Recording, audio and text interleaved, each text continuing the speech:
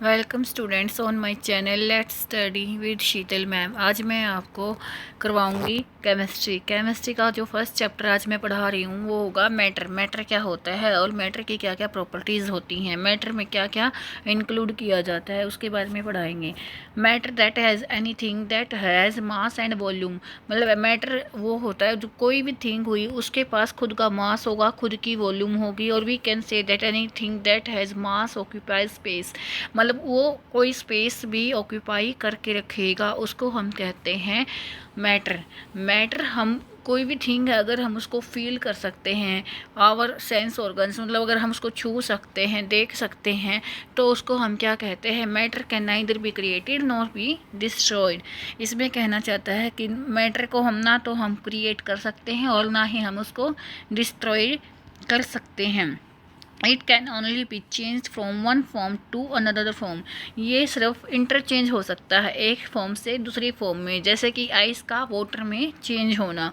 इसी वजह से मैटर को कहते हैं, वो मैटर क्या होता है आपने समझ लिया कि जिसके पास खुद का मास होगा, खुद की वॉल्यूम होगी और स्पेस ऑक्यूपाई करेगा, स्पेस घेर के रखेगा, उसको हम क्या कहेंगे, मैटर कहेंगे।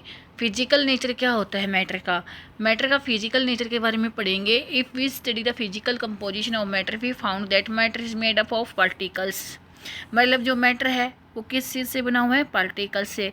In fact every matter is made up of certain particles which different shape size and nature from other type of matter, मतलब हर एक जो चीज़ होती है ना, हर एक मैटर पार्टिकल से बना हुआ होता है, बस उसके जो शेप होगी, साइज होगा और नेचर होगा ना, वो सब का अलग अलग होता है, वरना हर एक चीज़ पार्टिकल से ही बनी होती है। The particles of matter are very small, जो पार्टिकल्स होते हैं मैटर के वे बहुत ज़्यादा स्मॉल होते हैं, बियॉन्ड आवर नॉर्मल परसेप्शन, मतलब हमारी जो नॉर्मल इमेजिनेशंस हो सकती हैं ना उससे भी काफ़ी स्मॉल होते हैं particles. Characteristics of particles of matter, some important characteristics of matter are as follows, मतलब कुछ उसके पार्टिकल्स की करेक्टरिस्टिक्स हैं जो हमारे मैटर में प्रेजेंट हैं, उसके बारे में पढ़ेंगे। Intermolecular force of intermolecular space, ये कहना चाहता है कि जो मैटर के अंदर पार्टिकल्स हैं उनके बीच में स्पेस होता है, उनके अंदर उनके जो दो पार्टिकल्स हुए उनके बीच में जो स्पेस होगा उनको हम क्या कहेंगे, इंटरमोलिकुलर स्पेस। यहाँ देखिए, अगर ये एक पार्टिकल है, ये दूसरा पार्टिकल है, जो ये स्पेस होगा ये क्या कहलाएगा, इंटरमोलिकुलर स्पेस। क्या कहलाएगा, intermolecular space. Yes, okay, we move our next point. Particle of matter are in a state of continuous movement, मतलब जो भी पार्टिकल्स होंगे ना मैटर में जो पार्टिकल्स होंगे वो कॉन्टीन्यूसली मूवमेंट करते रहते हैं, मतलब मूवमेंट उनकी चलती रहती है। उसको उस जो मूवमेंट होती है उसको हम क्या कहते हैं, काइनेटिक एनर्जी। क्या कहते हैं, काइनेटिक एनर्जी। जैसे ही टेम्परेचर बढ़ता है, पार्टिकल मैटर का टेम्परेचर बढ़ा दिया जाता है तो उसकी काइनेटिक एनर्जी भी ऑटोमेटिकली बढ़ जाती है। जो पार्टिकल्स की काइनेटिक एनर्जी है वो फास्ट हो जाती है, बढ़ती रहती है, इंक्रीज हो जाती है। ये force of attraction between the particles that is known as intermolecular force of attraction. अब ये कह रहा है कि जो इनके बीच में जो फोर्स होती है, ये पार्टिकल दोनों अगर इनके बीच में कोई फोर्स लग रही है तो वो क्या होगी, इंटरमोलिकुलर फोर्स ऑफ अट्रैक्शन। इसको हम क्या कहेंगे, इंटरमोलिकुलर फोर्स ऑफ अट्रैक्शन। जो पार्टिकल्स की जो मूवमेंट होगी उसको काइनेटिक एनर्जी, जो उनके बीच में फोर्स होगा उसको हम क्या कहेंगे, इंटरमोलिकुलर फोर्स ऑफ अट्रैक्शन। और जो इनके बीच में स्पेस होता है उसको हम क्या कहते हैं, इंटरमोलिकुलर स्पेस।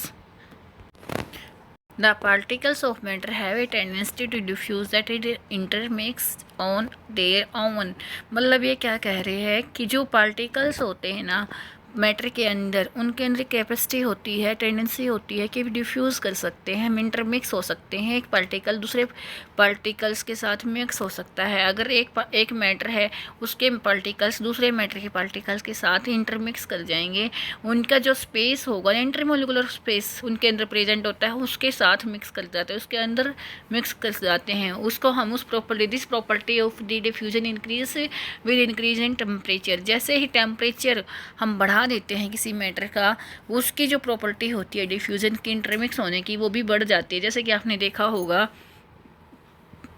हम वाटर में शुगर ऐड करते हैं, जो वाटर के अंदर पार्टिकल्स होते हैं उनके बीच में जितना इंटरमोलिकुलर स्पेस होता है उसमें अगर हम शुगर ऐड करते हैं तो उसके पार्टिकल्स जाके उस स्पेस में एडजस्ट हो जाते हैं, इंटरमिक्स हो जाते हैं। तो ये किसकी वजह से होता है?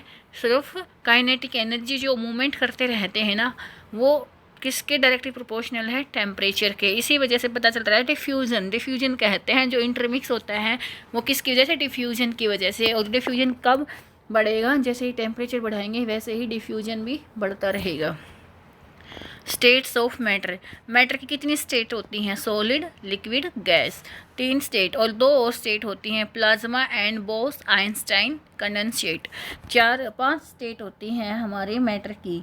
और out of these 3 state solid, liquid and gas are common state. मतलब 3 स्टेट होती हैं, सॉलिड, लिक्विड और गैस, ये हमारी कॉमन स्टेट होती हैं। मतलब ये जिनके बारे में हम बहुत जनरली पढ़ते हैं।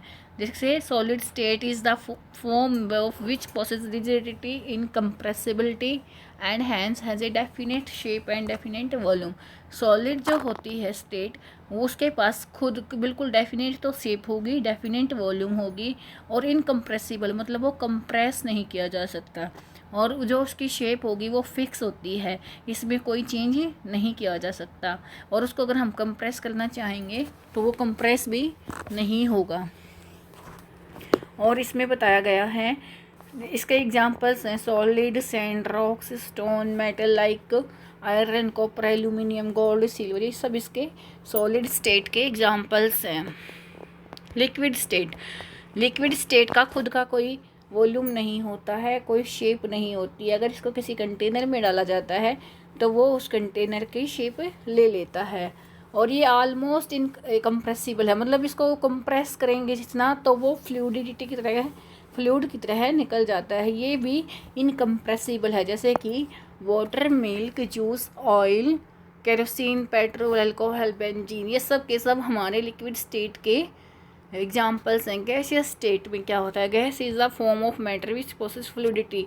मतलब जो गैस होती है वो सबसे ज़्यादा कंप्रेसिबल होती है, इसकी कोई शेप नहीं होती, ना ही कोई वॉल्यूम होती है। ये क्या करता है? फ्लूइडिटी, मतलब फ्लूइड की तरह बहती रहती है। गैस ऐसी है जो, मतलब फ्लूइडिटी का मतलब होता है ऐसे फ्लो में चलना। गैस हमेशा फ्लो में चलती रहती है, फ्लूइडिटी इसकी बहुत ज़्यादा होती है।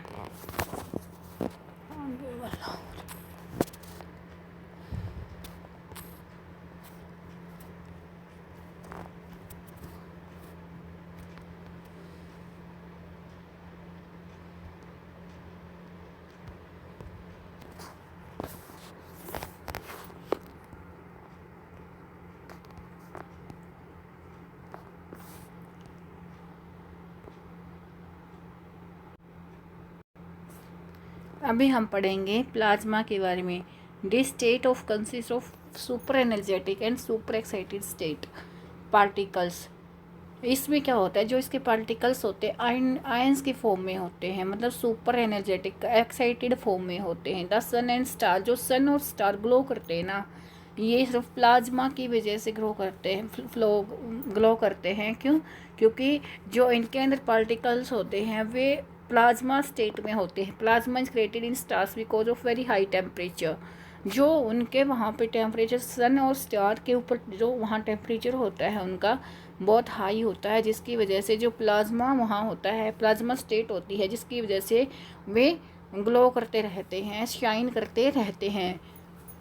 आयंस की फॉर्म में होता है plasma state. Bose Einstein condensate, मतलब अभी बोस आइंस्टाइन की हम पढ़ेंगे कि ये क्या होता है। इसमें भी हमारी 5th स्टेट है। Indian physicist Satyendra Nath Bose and Albert Einstein had predicted this new state of matter. इन जो ये साइंटिस्ट हमारे फिजिसिस्ट हैं, ये हैं Indian, Satyendra Nath Bose and Albert Einstein. इन्होंने हमारे जो इस 5th जो स्टेट है इसके बारे में बताया था 1920 में। Bose and condensate super cold, मतलब जब एक तो होती है नॉर्मल कोल्ड आइसक्रीम वगैरह होती है, लेकिन ऐसी स्टेज आ जाए जो सुपर कोल्ड हो जाए। सुपर कोल्ड मतलब बहुत ज़्यादा एंड सुपर अनएक्साइटेड एटम, और जो उसके एटम होते हैं अनएक्साइटेड मतलब बहुत ज़्यादा excitement, form by super cooling to such an extended atoms lose their individuality. मतलब ऐसा होता है कि जो एटम्स होते हैं, पार्टिकल्स होते हैं, अपनी इंडिविजुअलिटी खो देते हैं, गुम उनकी मतलब इंडिविजुअलिटी अकेले अकेले भी नहीं रहते हैं, वे सब इकट्ठे होकर condensate to form a single super atom. वे सारे के सारे एटम कंडेंसेट होकर जुड़कर एक सुपर एटम बना लेते हैं। इसको हम कौन सी स्टेज कहेंगे? Bose Einstein condensate state. हमने 5 स्टेट पढ़ी हैं अभी तक। कौन कौन सी? Solid, liquid, gas, plasma, Bose Einstein condensate. 5 stage पढ़ा दी मैंने आपको। इसको आप घर पे बैठ के रिवाइज करना और पढ़ना। और मैं अगर आपको मेरा चैनल और मेरा पढ़ाया और समझ में आ रहा है, यूज़फुल लग रहा है, तो मेरे चैनल को सब्सक्राइब करना, लाइक करना और शेयर करना। Thank you and have a nice day.